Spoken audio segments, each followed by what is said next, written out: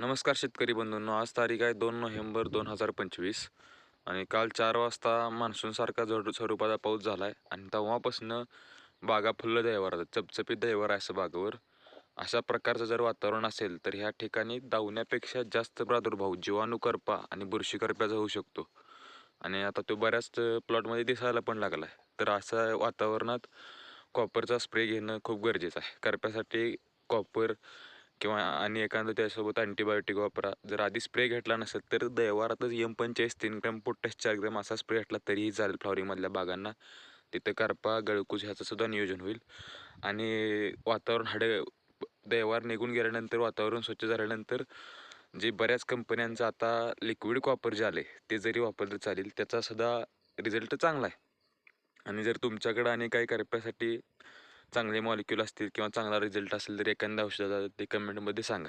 धन्यवाद.